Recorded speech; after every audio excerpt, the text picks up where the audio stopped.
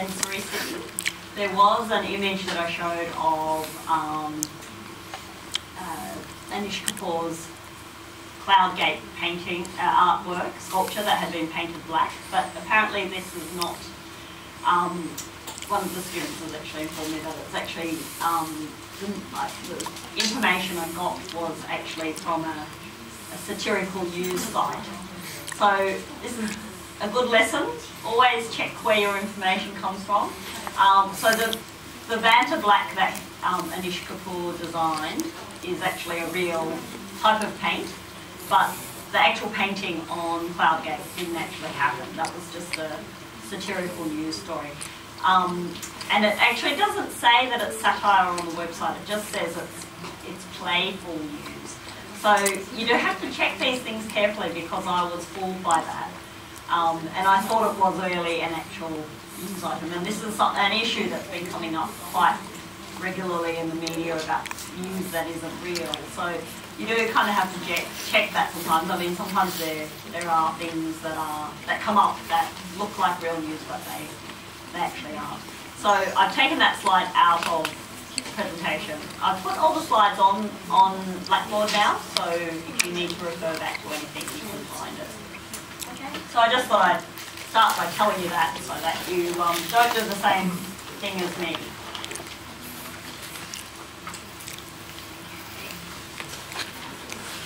Alright, so today's we've got three topics. Oh, we've got two topics today. One's on art cities. The last video lecture is about representing the city, and then I'll just do a bit of an overview at the end and just go through a few points. And we might even have a bit of a discussion so that it's not just me talking tonight. Alright, so topic of art cities is an interesting one. Obviously, Hong Kong is considered an art city nowadays, and as you all know, probably when you were younger, it probably wasn't really considered an art city. And by an art city, what do we mean by an art city? Well, there are lots of different activities that might be going on in a city that is considered an art city. And that might include that it's a city that has a lot of artists in the city, that there is art production going on, that presentation of artworks is happening, and that might be in the commercial gallery sense, or in the institutions, the actual state institutions or the private institutions. It also might mean that there is an active public art culture, or even a sort of an interventionist public art culture. So there are a lot of ways in which a city might be considered an art city. And I guess that Hong Kong has really kind of risen to this kind of status of art city because in recent years there's been an increase in pretty much the commercial sort of art scene. In particular, some of the major auction houses being based here. And also, which signifies that there's a growing middle class art market.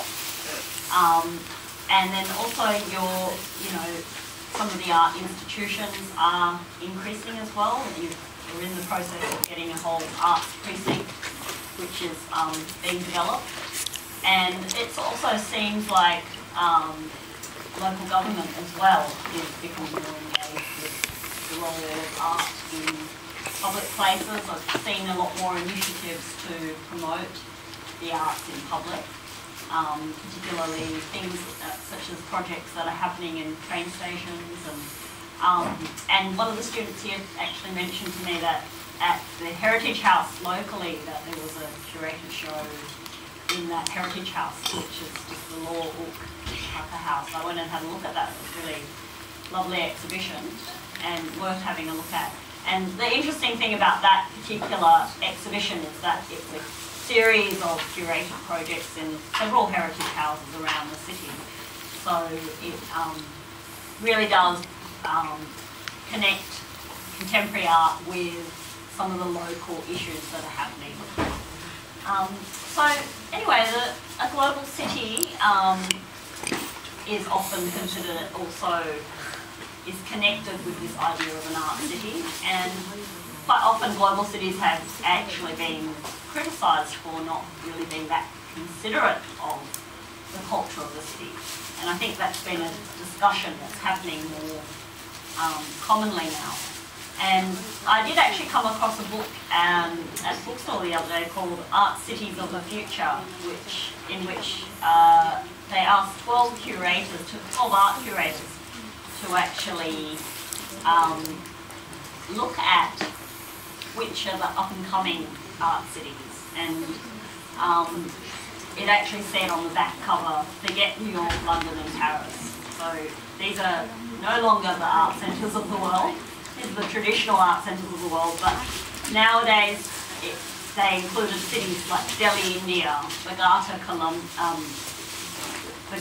in South America, Cluj in Romania, Istanbul in Turkey, Johannesburg, Singapore, Lagos, Nigeria, Beirut, Seoul, San Juan, Sao Paulo and Vancouver. So all these cities are considered burgeoning art cities. Okay, so the other thing. So global cities. So just coming back to the idea of the global city and where this idea came from. Saskia Sassen is an economist who actually introduced the concept in 2005. She was kind of the one that wrote a major book analysing the global city, and she really did talk about global cities, you know, being very much an economic model. It's a model that's grown out of, you know, capitalist systems and trade agreements between nations, and the fact that it's a borderless city. You know, it's a connected city. So he talks about the number of headquarters is what specifies a global city. And also another characteristic is we have seen a strengthening of cross-border city-to-city transactions and networks. There is no such thing as a single global city. So in terms of the first quote, we can certainly say that about Hong Kong. Hong Kong is the headquarters for many different kinds of businesses, especially financial businesses. And also in terms of the art world, it is becoming more of a connected and central place as well.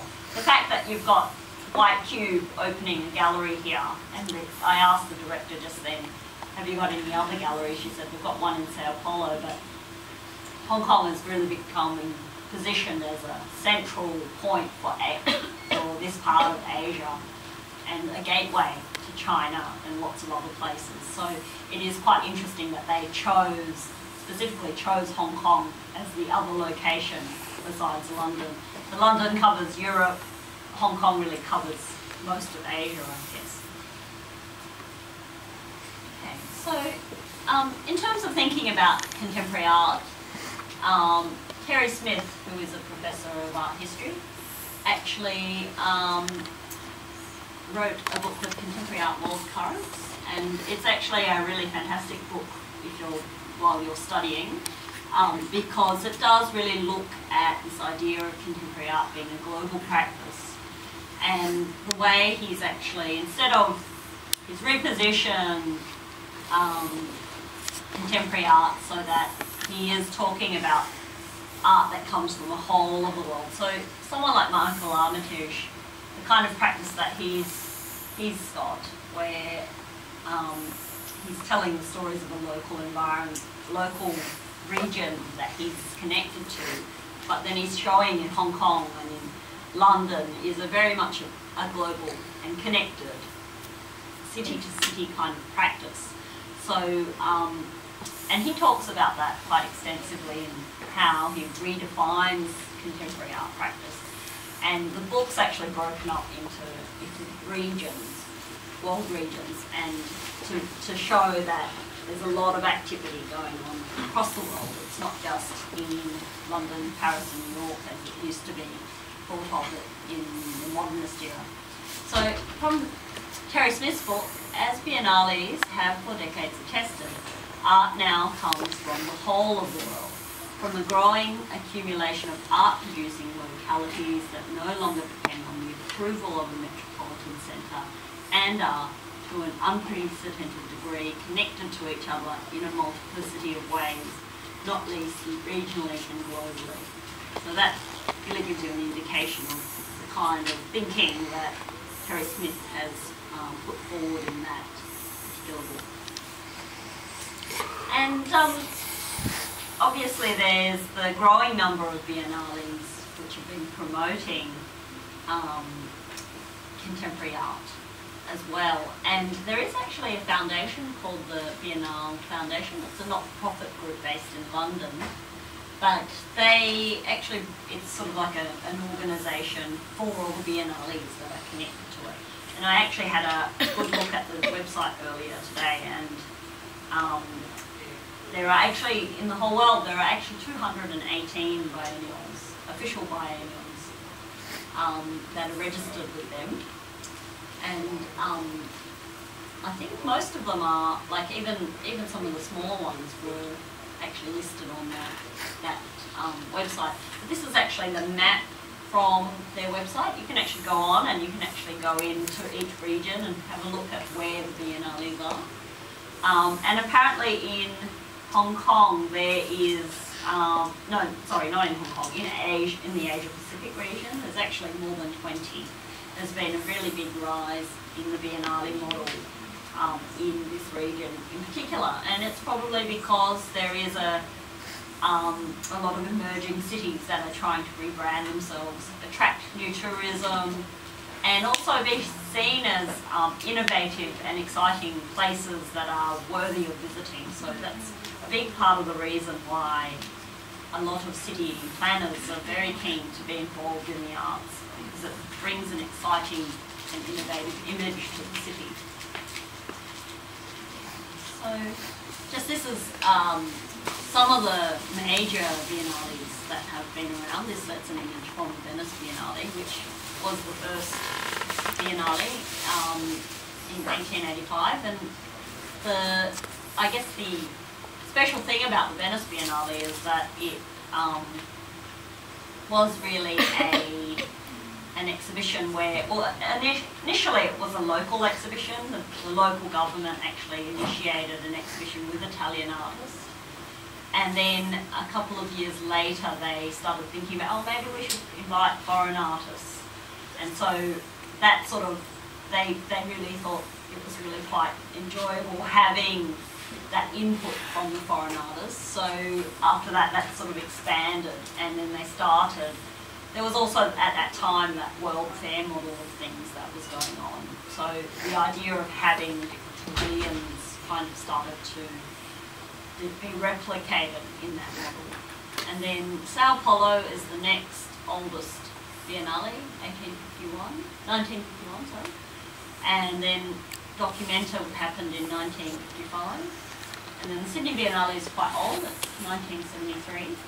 And then probably the first one in Asia is the Taipei Biennale, 1992.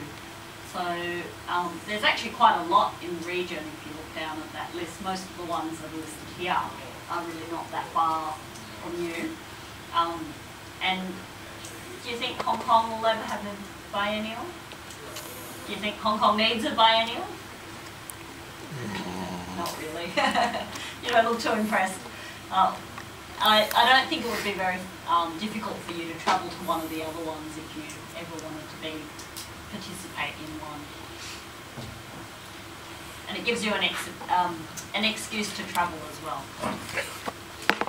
Okay, so mega exhibitions. Mega exhibitions are exhibitions that are the primary side of exchange in the political economy of art, where signification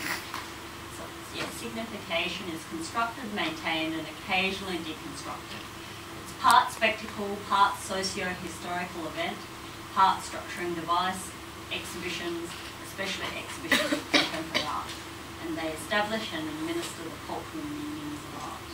And that's from a piece called Thinking About Exhibitions, written by Rinsler Greenberg and Bruce W. Ferguson and Sandy Mann.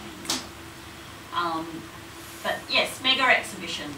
I mean, I guess Hong Kong probably has sort of some really quite large, has had some large scale exhibitions in the past of contemporary art. Was the Hong Kong Eye exhibition very large scale? That was a contemporary Hong Kong artist exhibition a couple of years ago. I've seen the big fat catalogue, but I don't know what the actual exhibition looked like. Yeah. But you probably will get more of those kind of exhibitions in the future with the opening of MPOS and some of the new art spaces that are opening. Yeah, but spectacle is a big part of the, these large-scale exhibitions and biennale type exhibitions. It's all about attracting large audiences through, multiple artists, big-name curators, or, some sort of celebrity status that's attached to it.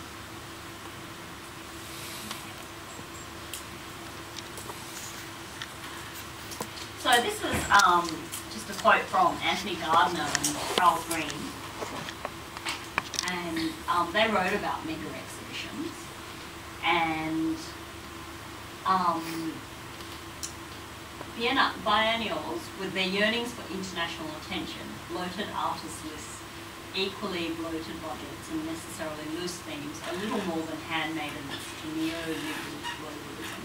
So they're really critiquing the relationship between these kinds of large-scale exhibitions and also the global city, and talking about it as it's a bit of an afterthought in terms of presenting yourself as a global city by saying that they're handmaidens, and it's a bit of a spectacle really. So they're saying it in quite a negative way, and I guess because for quite some time now, probably since the 1990s, the biennial has been a really popular format for global, international exhibitions. And I guess some of the criticisms that have come out of that is that it's usually the same circle of artists that are going from biennial to biennial. So you always see the same named artists. The other thing is that it's often the curators are quite similar too. They're just kind of on a circuit as well. So I guess it's a bit of a formula, perhaps a bit like a blockbuster film. Same actors, same sort of big directors. It does have that sort of style to it. Okay, so just going back to thinking about the where the biennial model came from.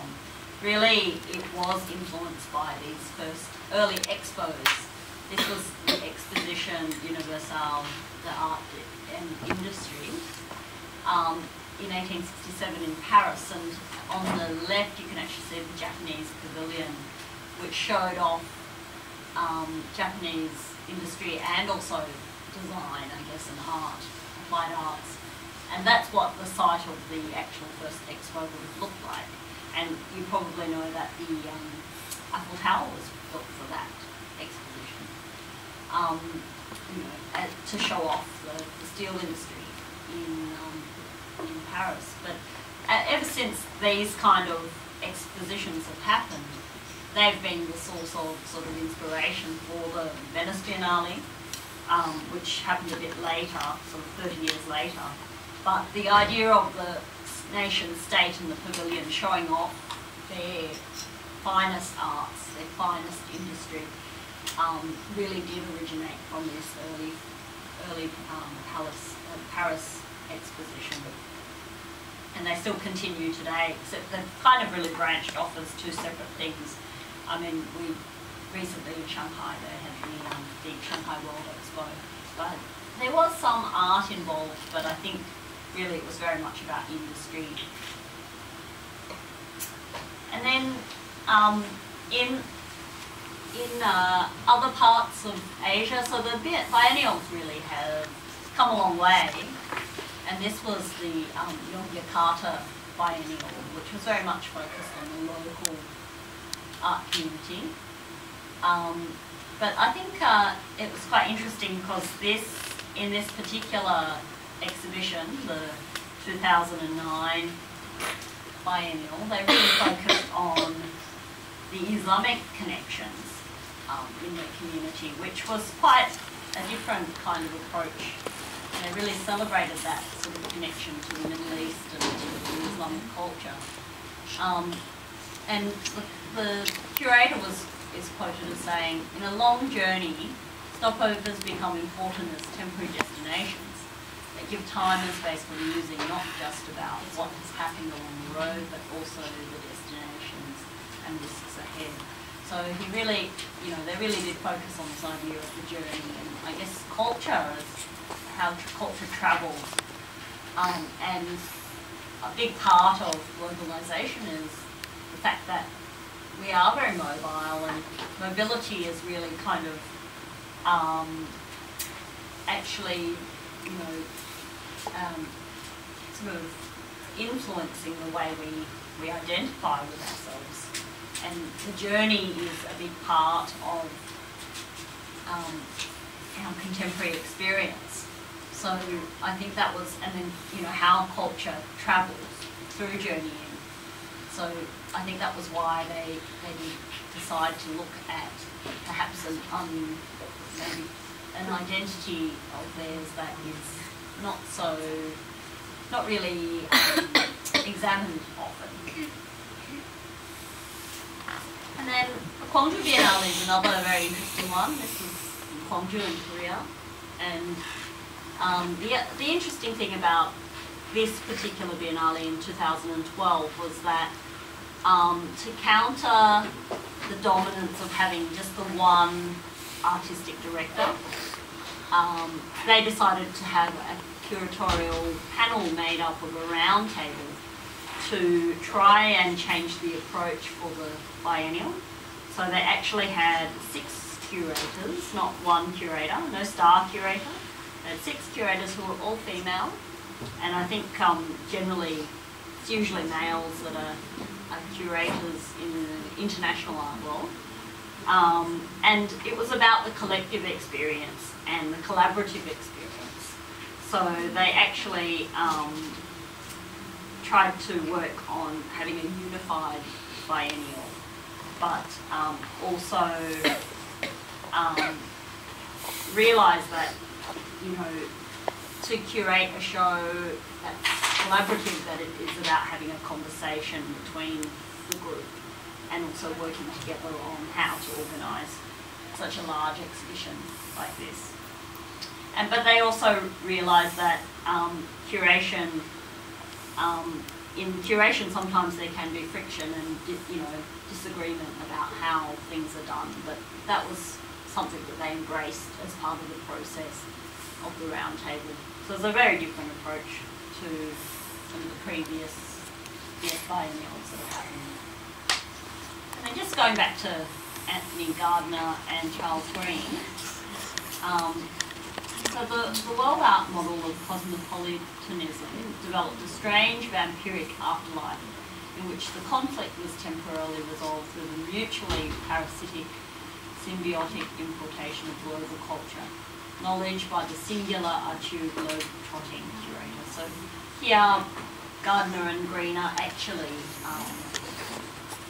critiquing the way exhibitions are generally selected in this particular article, and just commenting on that idea of the globe-trotting curator who usually makes the all-important decisions. But that was the Gwangju example, was to kind of counter that. And then this is coming directly from the Gwangju Roundtable website. They actually focused on the act of curation is thus a synthesis, a series of collisions that perhaps lead to transformation. So they're seeing it as that conversation around art as something that, and perhaps sometimes the friction and the collision and the disagreements that happen through a collaborative process, as something that will actually lead to a stronger dialogue, perhaps a transformative dialogue. They see it as a strength. So in 2016, Charles Merriweather was invited to be a curator for the Biennale of Sydney, and some of the ideas that he presented in this particular exhibition, Zones of Contact, really did mirror some of the ideas that Doreen Massey actually brought forward. And he's quoted as saying, to think of the present as successive points of intersection and zones of contact as we inhabit it, always in motion, the contemporary constitutes a plural history that is fragmentary, inconclusive, without totality. The work of the artist in the biennial offers a reflexive relation to the lived experience of the now across cultures.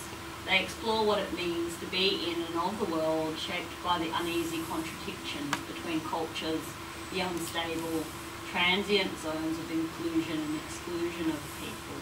Art speaks from within and of the coexistence of heterodox and divergent contemporary cultures in which we have played a part.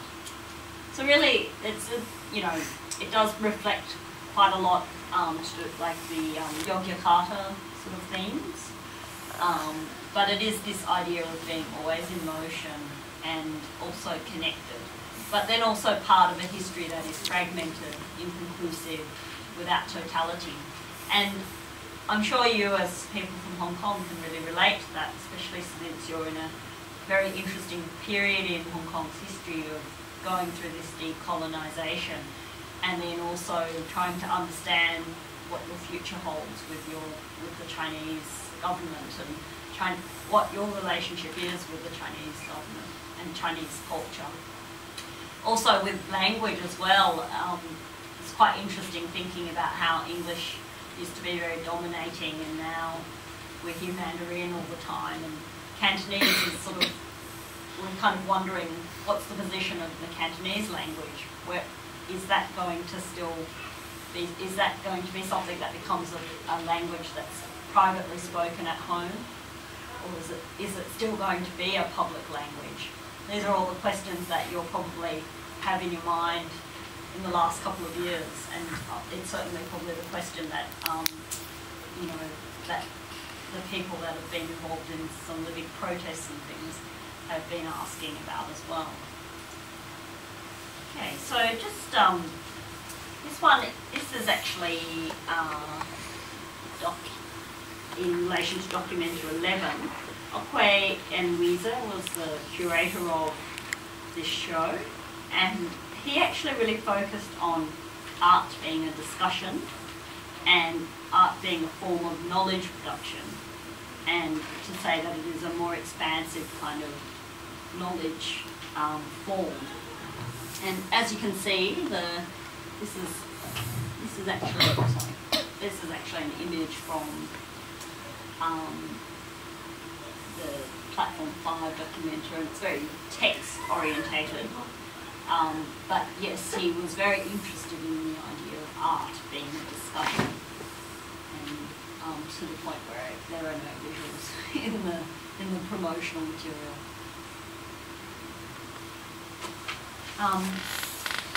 And then this is actually, the Biennale of Sydney has been established since 1973, but their third Biennale of Sydney was actually called European Dialogue. So this is in a time for white migration, but sort of after that era, it has changed quite dramatically. And so what we see at a later stage, this is the Asia Pacific Triennial of Contemporary Art, which is in Brisbane, and that started back in 1993. And really did, the 90s did change the direction and the dialogue that was happening in Australia in relation to Asia, because Australia didn't see itself as part of Asia for a very long time because of the colonisation of the country. And even though we had many Asian communities in Australia, really from a very early time on. It's even been found recently that perhaps a lot of Aboriginal people have DNA that, quite a large percentage of DNA of Indian heritage, and that's only been proven quite recently. So they actually think there was a large wave of migration from India to Australia about 4,000 years ago, which is much earlier than anyone's actually recognised recently. But in the 90s there was this change towards looking at Asia as much more as, that Australia is much more connected to Asia and the Pacific countries.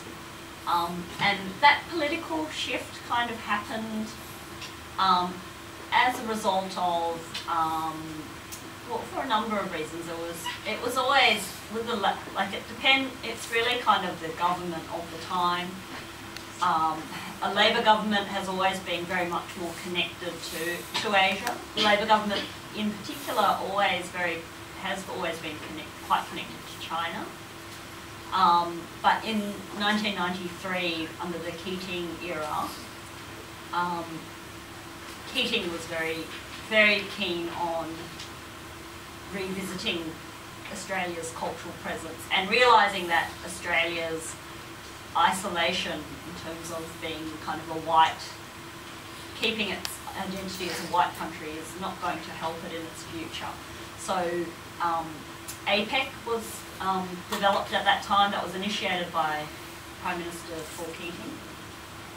And the Asia Pacific Economic Cooperation, which I'm sure Hong Kong is part of, did really kind of centre Australia as sort of in the middle of the whole region, the Asia Pacific region. And it really did also inspire a lot of cultural and language learning around Asian culture at that time in the country. And a big part of that was this Asia Pacific Triennial of Contemporary Art, which started in Brisbane. And Brisbane is one of the most northern capitals in Australia, probably one of the closest points to Asia. So, you know, Brisbane actually started reimagining itself as more sort of an Asian city. And so there's been a whole process that happened in that period of time.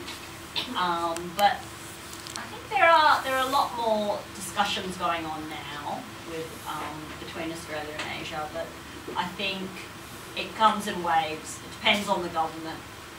Every time there's always discussions, oh, we've got to become more Asian literate, but then it changes government, and then we're not really interested in becoming Asian literate. We want to stick to our colonial roots, and it swings it back and forth.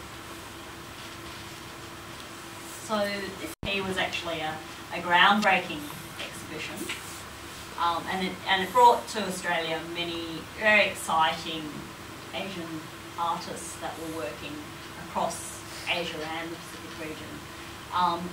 APT6 actually travelled back to Asia, so they actually had part of that exhibition actually happened in Australia, but also happened in the Mekong and travelled around. So yeah, it was actually quite an interesting way of approaching it. And then obviously you know about the Shanghai Biennale, and in 2000 the Shanghai Biennale, which was sort of still considered quite conservative because of obviously funded by the Chinese government, they are adverse to taking risks. So Ai Weiwei and Feng Buyi actually curated their own exhibition as a satellite exhibition at the time, and put in the most notorious Chinese artists that were working at that time into the show, which included obviously works by people like Ai Weiwei, who were very anti-authoritarian, and also you know, other artists, a lot of performance artists, which at that time were considered you know, far too out there for the Chinese government as well. And so it's quite interesting because that exhibition has you know, an even bigger reputation than the actual biennial at the time. And then thinking about art cities in a different way, a completely different way, you've probably seen pictures of this Globel Guggenheim. This is another Guggenheim.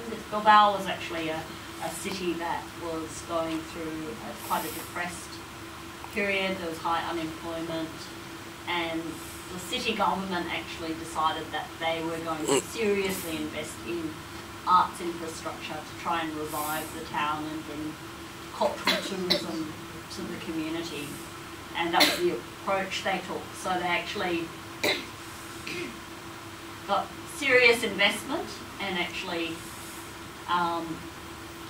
worked with the Guggenheim on building another site in Spain. And it actually was very successful because the architecture was so unusual, and it did really bring a whole new, sort of had a whole domino effect.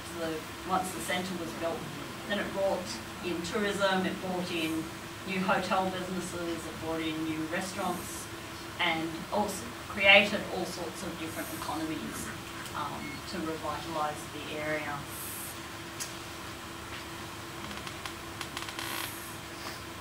And this is an interesting case in the Louvre, actually. This is in Abu Dhabi, which is, it's the Saadiyat Cultural Precinct, which is currently being built. It's one of the islands in Abu Dhabi. And it's been, well, it's the Louvre that's been involved in this one, but it's been quite strongly criticised because of the sort of this idea of franchising art, and also that relationship between the centre and the local artists, and whose art history are they presenting, because it's obviously the Louvre, so it's, you know, really European art history. But that's been, you know, quite criticised, and but it is also a similar kind of approach. It's about, you know, the Bilbao kind of approach of putting a major architecturally designed centre there and really drawing new audiences to that site. The interesting thing about this one is that there has been a lot of problems. There was actually quite a lot of protesting. So this is just some information. A successful city is a place in which as many people as possible have the choice to make of it what they want and need. It is a place of multiple definitions that are overlapping but not necessarily interfering with the others. An entire district of Saadiyat Island is devoted to culture and the arts. Unprecedented in scale and scope, Saadiyat Cultural District will be a live canvas for global culture, drawing local, regional and international visitors with unique exhibitions, permanent collections, productions and performances. Its iconic institutions will be housed in buildings, drawing a statement of the finest architecture at the beginning of the 21st century. So that's their mission statement. That's actually from their Saadiyat Cultural District website. So at the Guggenheim in New York, there's actually a big, this is the Golf Ultra Luxury faction, who were the protesting group. They actually occupied the Guggenheim in New York, and they were really actually quite, the reason why they protested against the building of the Saadiyat Cultural Precinct is really about to do with the fact that a lot of the workers that were building the site have been exploited. And I'll just show you in this next slide, these are some of the things they actually installed on the wall. But you probably can't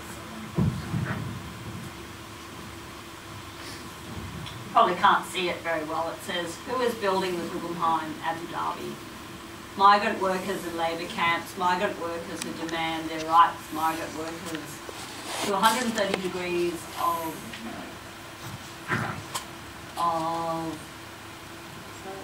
It says, is this the future of art? Art should not violate human rights. Art should not endanger workers' lives. Art should not create debt slaves. Is this the future of art? So these are the kinds of slogans they would have been calling out, and sort of that's what they would have been concerned about. This is a work by a Nepalese artist called Hitman Guram, and a lot of the workers are actually from Nepal that that actually work over in the Middle East, and a lot of them go for periods of time under specialist kind of labour contracts, and for many of them, their livelihood is, you know, they want to be able to feed themselves and their families and their country, so that's why they go there. But often the conditions are not of very high standards, and the workers are not paid very well. And it's an issue that really concerns the people that were protesting.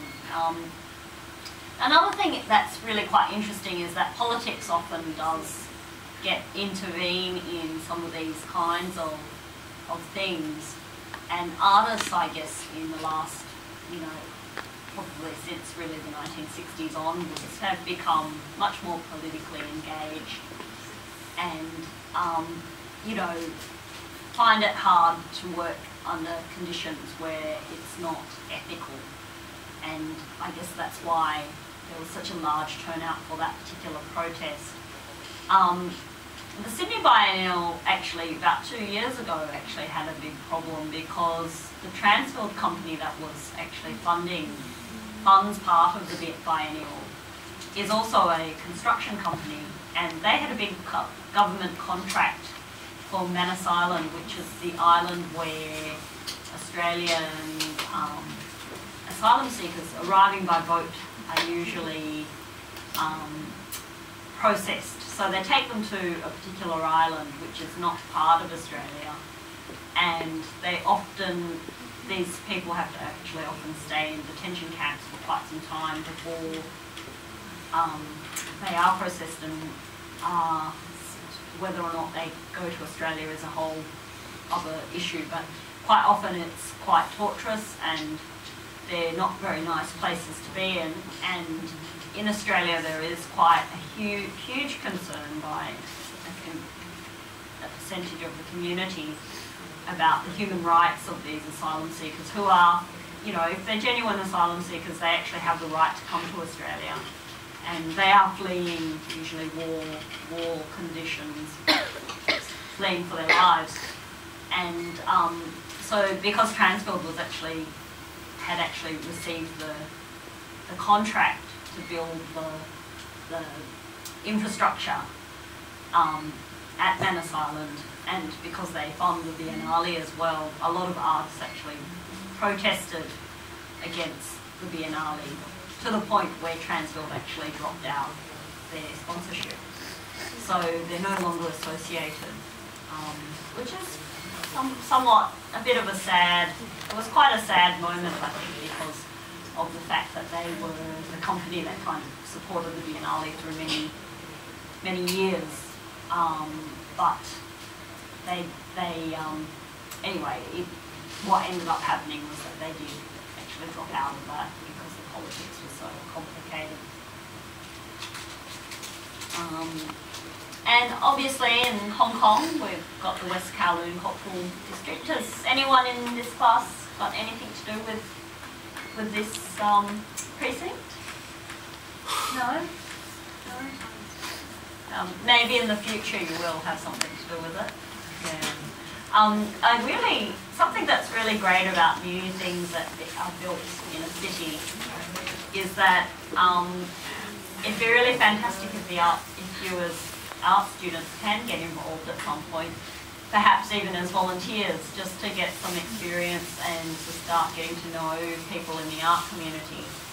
And it might be a really fantastic opportunity for you you know, because it's just starting from scratch and they don't have a lot of staff. And you know, you might be able to bring your own sort of expertise in some area that you're interested in to the organisation as a volunteer. I did see that they're looking for a lot of staff actually on their website, so that might be something you might have a look into if you're interested in working there at some point. Are you excited about this new cultural precinct? It's sad news. Yes and no? Not really. Not really. No. No. I've seen that they've been doing a lot of events on the site and trying to just get people excited about the project. I saw that there was a concert or something happening there, and yeah. Oh well, it'll be different when it's open and you see what sort of things that they have on there and you become part of their community. And also, Singapore is another city that has they've also invested quite strongly into repositioning themselves as an art city, and there's been a lot of building and new centres opening. This is the Centre for Contemporary Art Museum that's new in Singapore, opened in 2013.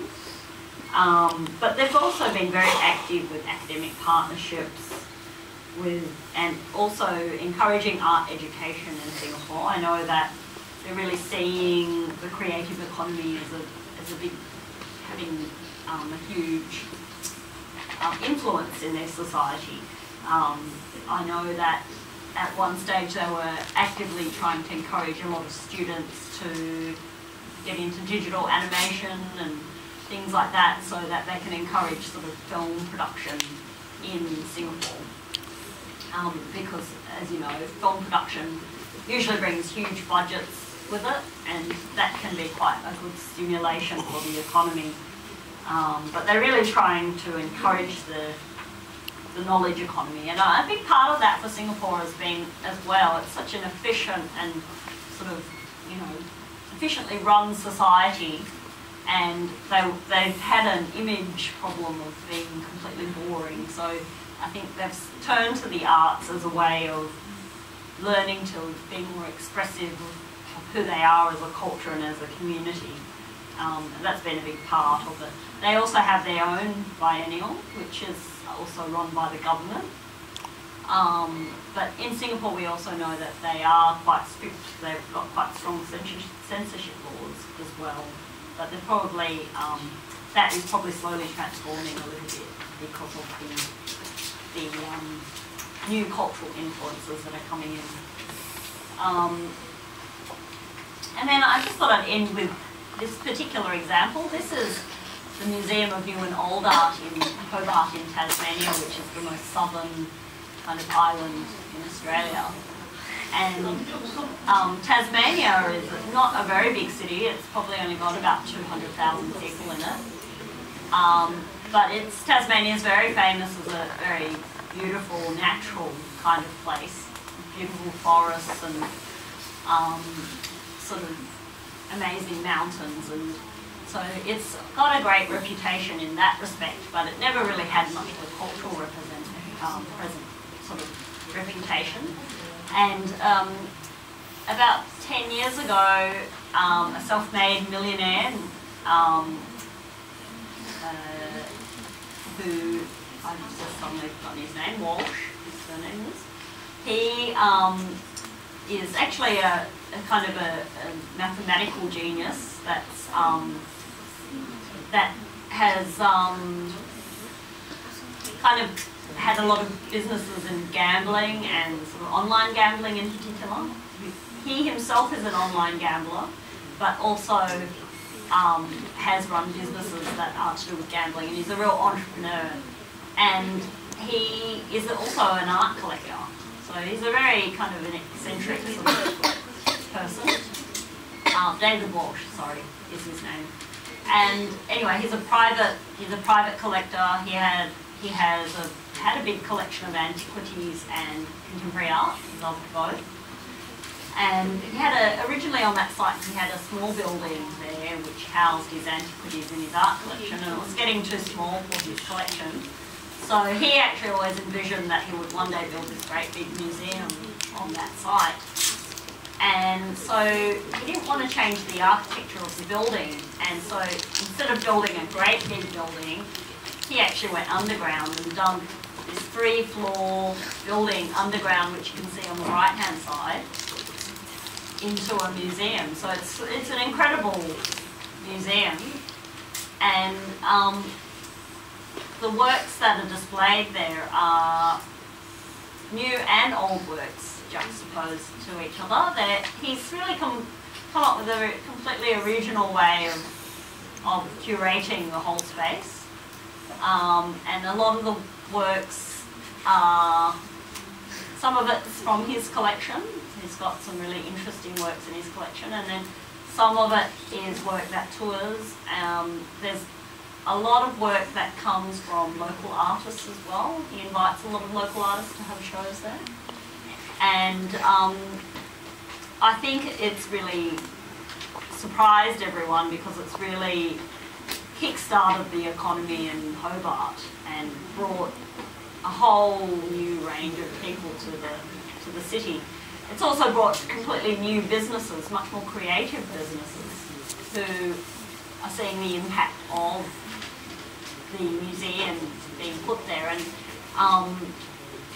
I think the other thing is, because it's not run by government, he does a lot of things that in completely unconventional ways. He spent a lot of money developing a really fantastic app that it's like a guided tour. And you take this iPod around the space, and when you're near an artwork, it's all interactive. So you actually stand near the artwork, and the iPod will tell you which artworks are near you, and then you select which one it is, and it gives you a whole description and information about the work. And then at the very end of the tour, you've been walking around, it will map out which artworks you've actually seen. And you can actually even interact with them and say if you like it and give it ratings. And then by the end of it, it actually emails to you every single artwork that you've looked at. And it's incredibly well designed. I've never seen an interactive that well designed in any museum really, because he's really put a lot of money into it. But he's probably he's so entrepreneurial, he's probably thinking that he's going to sell it on to the program to other museums because it's so well designed. And everything is beautifully laid out in that museum. And the other interesting thing about that museum is that there is actually an ARC, an Australian Research Council study being done at the University of Melbourne about this museum. And it's called Creating the Globel Effect, Mona and the Social and Cultural Coordinates of Urban Regeneration Through Art. So that's the research unit of Public Cultures of actually doing a serious study on the impact. The other thing that's been very good is that this platform, that they also hold a lot of music festivals. So the man from the Violent Femmes, one of the musicians, Brian Ritchie, is the director of the music festival. So he's a very famous musician he's moved to Tasmania to run Mona Foma, which is the big music festival that comes out of the centre. And so it's become this really amazing international kind of culture that's thriving over there. And the reason why I mentioned that with M+, that you should volunteer if you have an opportunity to, is that all the art school students are involved, from the University of Tasmania, are involved with the Museum of New and Old Art. And it's such a valuable experience for them. They really love being involved with the museum. So it's a great opportunity that they have actually. And it's amazing how that can happen, even if it's in a smallish kind of, a smallish community like Tasmania. Okay, so I'm just going to end that there. What's my end now?